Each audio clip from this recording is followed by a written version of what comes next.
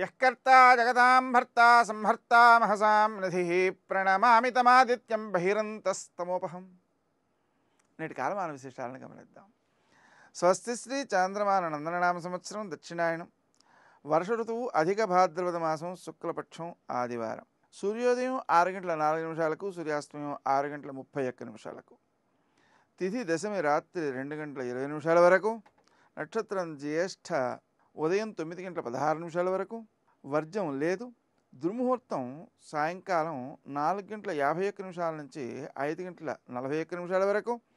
అమృతకాలం రాత్రి 2 గంటల నుంచి 3:31 వరకు. రాహుకాలం ఆదివారం కాబట్టి సాయంకాలం 4:30 నుంచి 6 గంటల వరకు. నేటి విశేషం ఆదివారం, సూర్యునికి ప్రీతికరమైనటువంటి వారం. ఈ రోజున మనం స్వీకరించాల్సినటువంటి పదార్థాలు ఏమిటి, స్వీకరించకూడని పదార్థాలు ఏమిటి?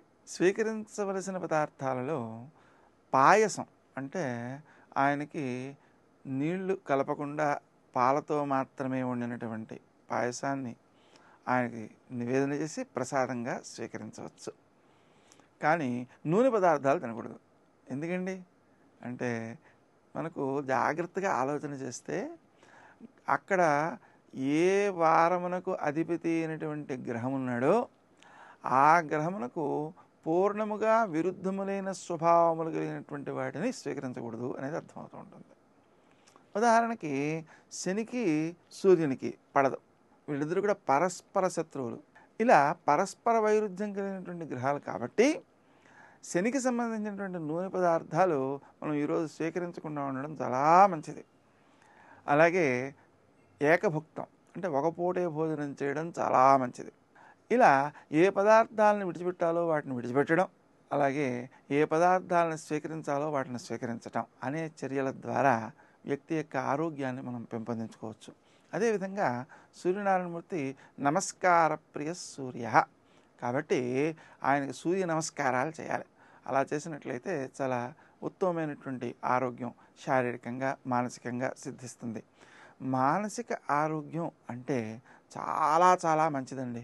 ఎందుకంటే చూడండి, జాగ్రత్తగా గమనించండి, శారీరకంగా ఎంత బలమున్నా మానసిక ఆరోగ్యం బాగులేకపోతే వాడి బలం వాడికి పనికిరాదు, చుట్టుపక్కల వాళ్ళకి కూడా పనికిరాదు.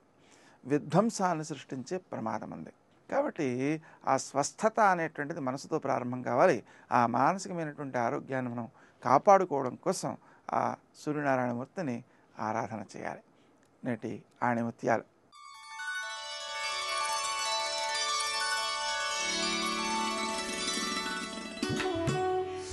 మన ఆనందాన్ని మరొకరితో పంచుకుంటేనే పరిపూర్ణత. ఏదైతే మరచిపోవాలనుకుంటావో దాని గురించి ఎక్కువగా ఆలోచించకు. అంతకంటే పెద్ద సమస్యలెన్నో నీ చుట్టూ సమాజంలో ఉన్నాయి. అది అర్థం చేసుకుంటే నీవు వదిలేసేది చాలా చిన్నదనిపిస్తుంది. పెద్ద గీత ముందు చిన్న గీతలా.